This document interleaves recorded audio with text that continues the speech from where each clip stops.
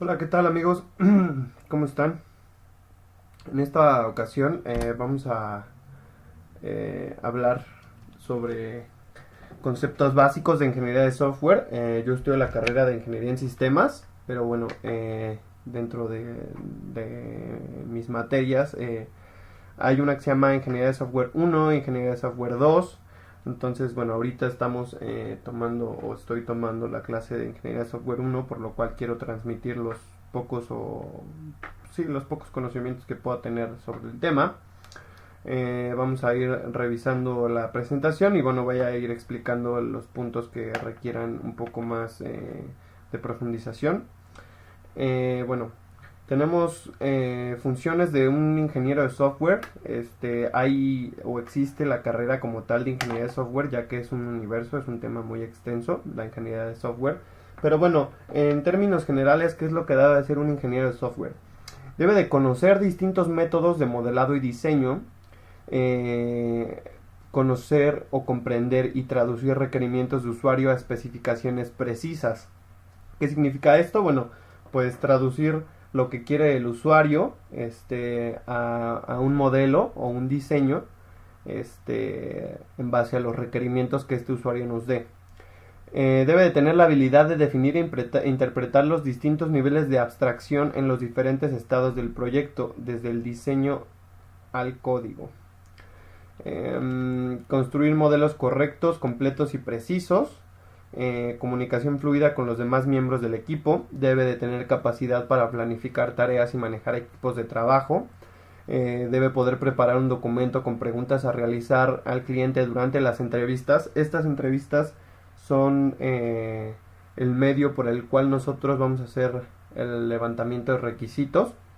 También debemos determinar las fechas de reunión con un cliente y bueno, generar un documento de especificación de requisitos de usuario en base a los acuerdos alcanzados en la primera reunión. Ok, entonces, bueno, esto es más o menos lo que hace un ingeniero de software. En sí lo que él busca es llevar a cabo un proyecto, ya sea mediante un equipo, liderando un equipo o por él solo. Y bueno, se hacen entrevistas con el cliente para la parte de los requisitos, que esto obviamente pues es lo que vamos a necesitar hacer en nuestro programa. Por ejemplo, nos ponían el ejemplo claro de un sistema de control aéreo, por ejemplo.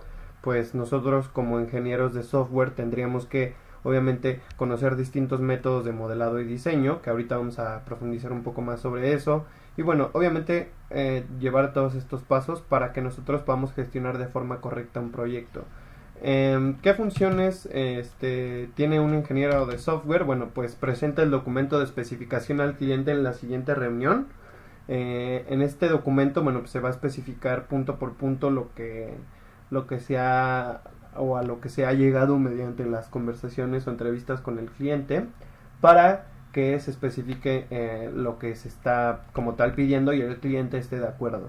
De ser necesario realizar modificaciones en caso de que el cliente no esté de acuerdo, el documento de especificación de requisitos usuarios al documento de requisitos de usuario y presentarle al cliente en la próxima reunión el documento. No sé si se entendió, bueno, yo no lo entendí muy bien como lo dije ahorita, pero nos pide que repitamos esta actividad cuantas veces sea necesario. Vuelvo a explicar un poquito más o menos este punto.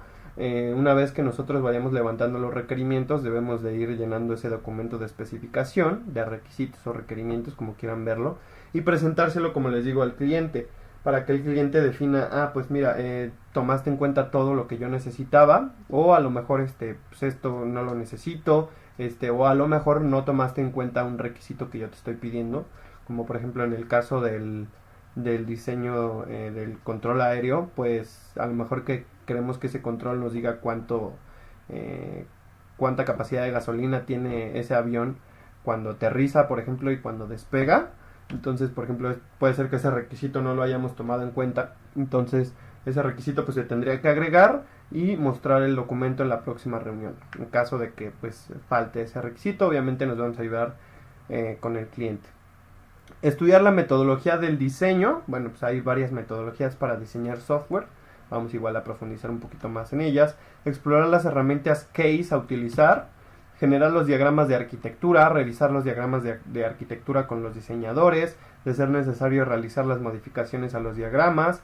Bueno, todos estos diagramas pueden ser, por ejemplo, diagramas de entidad de relación, diagramas o casos de uso, etcétera, etcétera.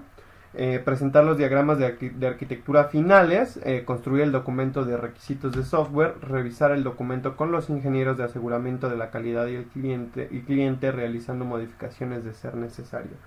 Es un poquito más o menos más de lo mismo. No importa que digamos nos tardemos unas 10, 15 veces yendo con nuestro cliente para clarificar los puntos en cuestión de requisitos, porque bueno, mientras mejor comunicación tengamos con nuestro cliente, mejor va a ser la gestión de nuestro proyecto. Entonces aquí más o menos nos viene una actividad que en este caso nos piden realizar un mapa mental sobre las funciones de un ingeniero de software. Esto pues lo voy a nada más a acercar un poquito para que ustedes puedan verlo. Y bueno, más o menos nos ponen aquí un ejemplo de un mapa mental, ¿no? Este caso, pues, si ustedes quieren, háganlo. Les va a ayudar un poquito para ir clarificando los puntos que debemos de tener en cuenta. Y bueno, ¿qué funciones tiene un ingeniero de software? Conforme a las acciones que hace, bueno, va a entrevista al cliente y ayuda a identificar las necesidades que él tiene, verificar que los requisitos especificados son los correctos, identificar sus necesidades sería identificar los requisitos, y después tenemos que verificar que esos requisitos especificados son correctos y que no nos falta nada.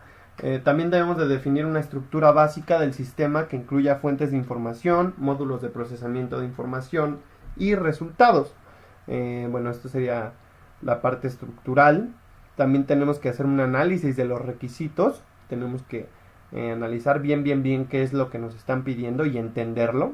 También debemos de analizar la estructura básica del sistema. Y bueno, debemos de generar los diagramas de la arquitectura correspondientes. ¿Qué resultados esperan? Bueno, cuando entrevistamos al cliente, el resultado que esperamos es determinar las necesidades esenciales y no esenciales, así como las que son de segundo nivel. También, cuando vamos a verificar esos requisitos, pues tratamos de impedir la introducción de defectos tempranamente en la construcción del sistema. Por eso es que deben de estar verificando constantemente los requisitos. Se debe de construir el documento de requisitos de usuario.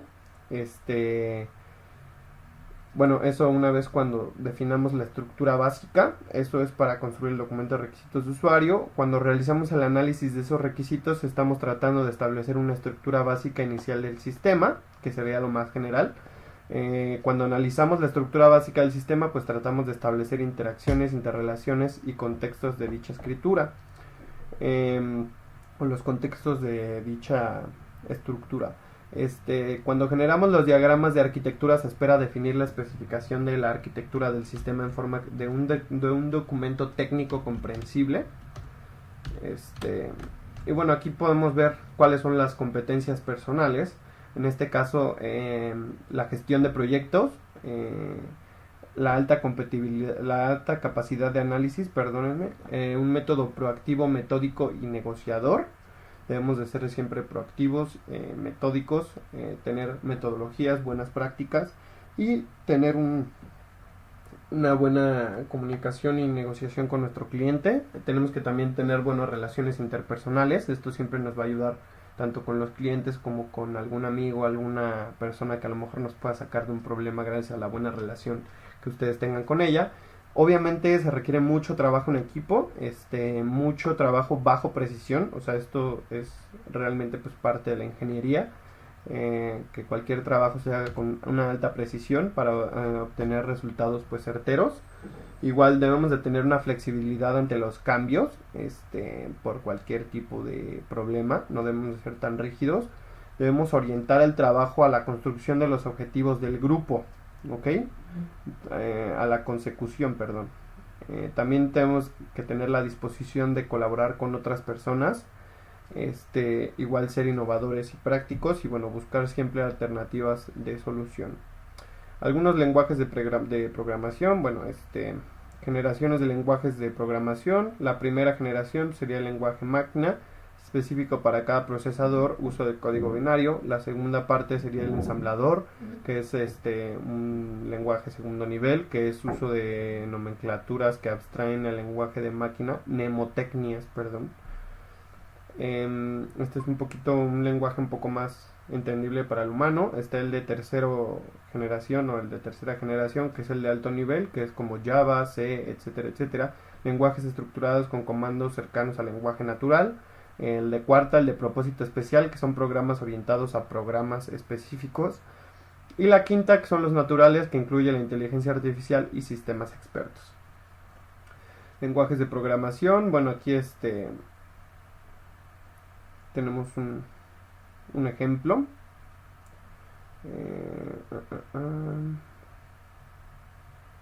Y bueno, pues este programa lo que hace realmente es una suma.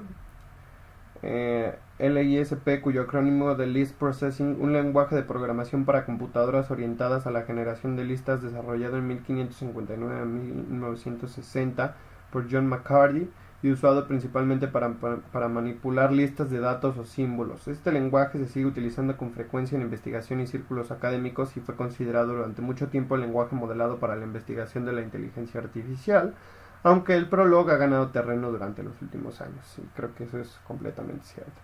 Tenemos aquí igual Java, que es un lenguaje de alto nivel, que bueno, dice es un lenguaje de programación para crear programas seguros, portátiles, orientados a objetos interactivos, mejorar la entrega de información a través de internet, etc. Java nació como un lenguaje para sistemas embedidos, equipos de propósito específico controlados por microchips y software. Después de esto, la carrera en el mundo de Java ha sido vertiginosa. Java es un lenguaje de programación que presenta un conjunto de ventajas sobre las demás alternativas en lenguajes de desarrollo: simple y poderoso, seguro, orientado a objetos, robusto, interactivo, independiente de arquitectura de hardware, interpretado y rápido.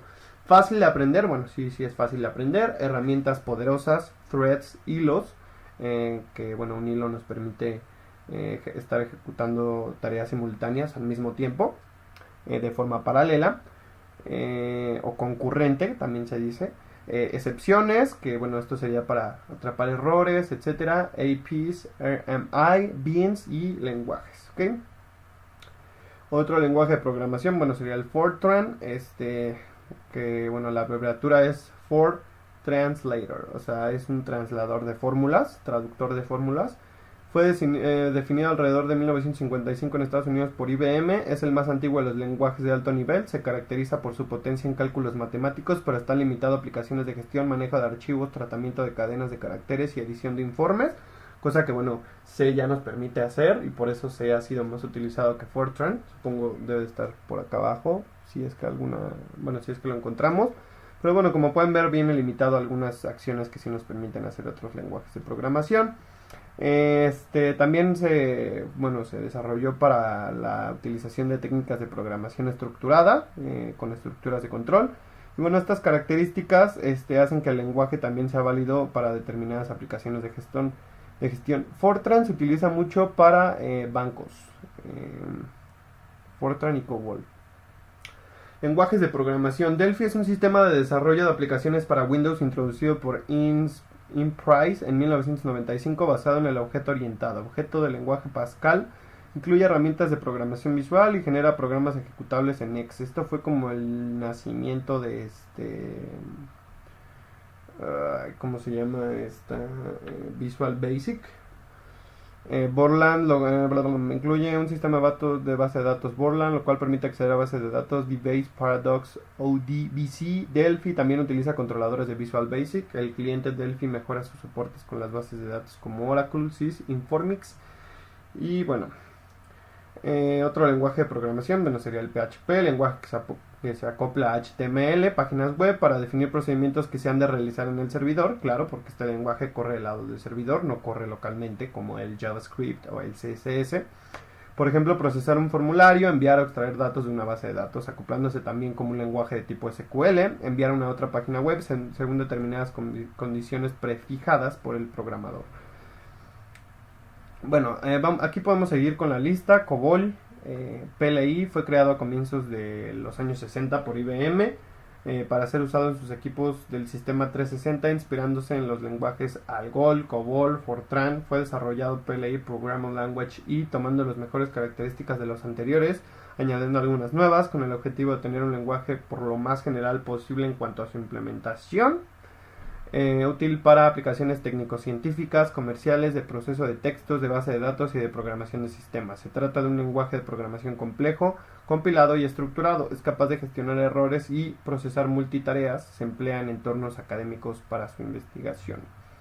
BASIC, que es el lenguaje diseñado por los profesores John G. Kameny y Thomas E. Quartz del Dartmouth College en Estados Unidos en 1965, con el objetivo principal de proporcionar a los estudiantes un lenguaje fácil de aprender, como se indica en su nombre, Beginner All-Purpose Symbolic Instruction Code, código de instrucciones simbólico de propósito general para principiantes. Por eso se llama BASIC. Y entre sus principales novedades están las de un lenguaje interpretado y de uso convencional, útil para aplicaciones técnicas y de gestión. Bueno, tenemos Pascal, que era el otro que les estaba comentando. Y por último me parece que se cierra con, bueno, está Ada, APL, JavaScript, HTML, Perl, Prolog y otros lenguajes. Si gustan profundizar un poquito más, profundicen en ellos. Cada uno, pues bueno, va orientado a diferentes cosas, como acaban de ver en la parte superior.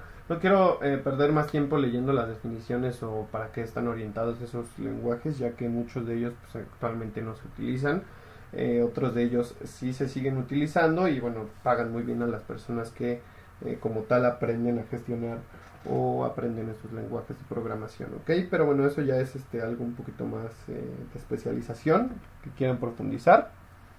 Y bueno, vámonos, ¿qué es un tipo de computadora? Bueno, es una supercomputadora, es del tema de tipos de computadoras. Es una computadora que se crea para ser muy veloz, puede manejar tareas complejas y problemas de computación intensiva, utiliza miles de microprocesadores, ejemplo, cálculo molecular, modelos atmosféricos, descifrado de códigos. Esto utiliza mucha potencia en matemática, por lo cual estas supercomputadoras pues bueno pueden satisfacernos al momento que nosotros estemos utilizándolas para hacer este tipo de tareas.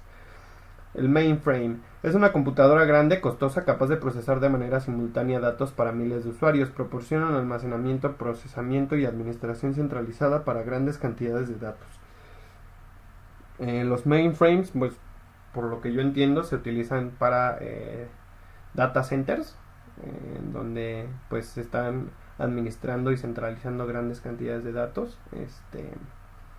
Tenemos, bueno, el servidor, que es una computadora que sirve a otras en una red para abastecerlas de servicios.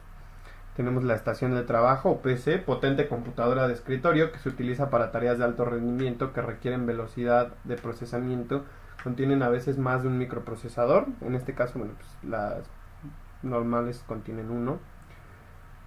Bueno, esto sería una especie de estación de trabajo, como lo puede ser una computadora pues de alto costo, pero igual yo lo catalogaría como una PC. Tenemos igual la computadora personal o PC, que es una computadora personal que tiene solamente un microprocesador diseñado para satisfacer necesidades de cómputo para un individuo, o sea, problemas de ofimática, ese tipo de cuestiones que diariamente estamos interactuando.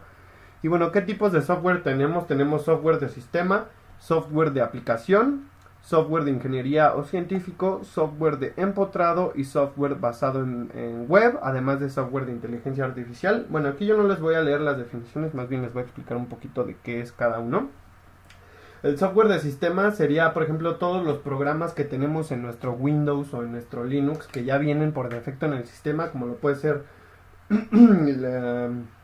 las utilerías, editores, por ejemplo, bloc de notas, intérpretes para ejecutar algún tipo de programa, compiladores. Muchas veces los sistemas operativos de Linux ya traen un compilador. Entonces este tipo de programas serían software de sistema. El software de aplicación, bueno, son programas que pues digamos tienen o fueron hechos para una cierta tarea, como lo puede ser hojas de cálculo, Word para un procesador de textos, como lo puede ser una calculadora, etcétera. El software de ingeniería o científico, bueno, pues esto sería como MATLAB. ¿Qué otro ejemplo les puedo poner?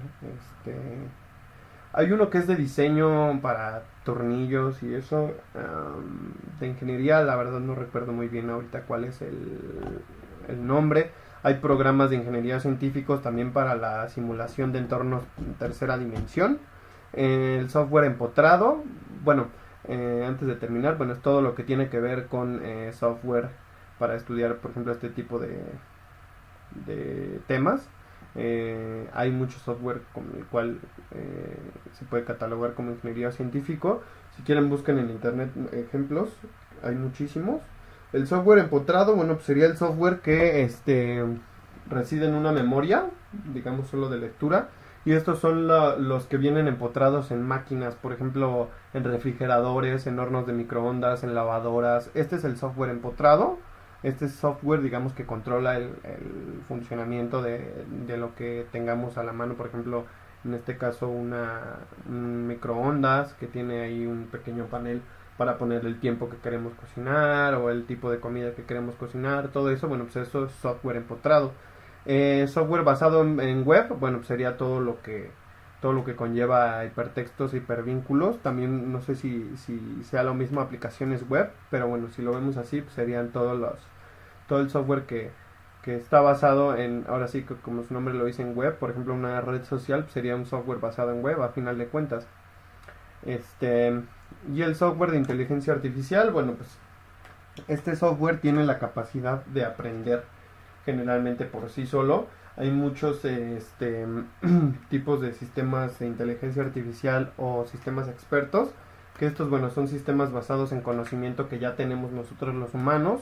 Por ejemplo, las redes neuronales nos permiten solucionar problemas de combinación, explosión combinatoria, reconocimiento de patrones, etcétera. Esto se utiliza mucho para la seguridad informática de sitios como PayPal o sitios que deben de mantener una alta seguridad. Tienen sistemas expertos para la detección de patrones, etcétera, etcétera. Entonces, bueno, como podrán ver, es un poquito resumido. Es, bueno, un largo video en donde trato de explicarles, pero bueno, es un poquito resumido todo lo que les quiero transmitir. Traté de resumirlo. También, bueno, esto lo hago porque me sirve mucho de estudio para reforzar los temas y también para pues pasar la información a mucha gente que pues, no tiene lamentablemente el acceso a una escuela o a la educación como tal, ya que son carreras pues, costosas, la verdad. Pero bueno, ya saben, esto es más bien para ustedes, para que aprendan, para que vayan viendo si les interesa estudiar tanto la carrera de ingeniería de software como ingeniería en sistemas o informática, que a final de cuentas van ligadas. Y bueno, para que aprendan un poquito más, ¿no? Sin más, bueno, yo soy Sesima Tutorials PC y me despido. Nos vemos la próxima. Espero que les haya gustado este video. Cualquier cosa, pues comenta abajo en los comentarios. Estos videos son más de carácter científico, por lo cual pues no espero que tengan millones de views, pero bueno, sí, sí los subo para que pues, la gente que esté buscando sobre el tema o quiera estudiar un poco y no tenga los recursos como tal o no sepa por dónde empezar, bueno, pues aquí es una buena pauta. Nos vemos en el próximo tutorial y chao.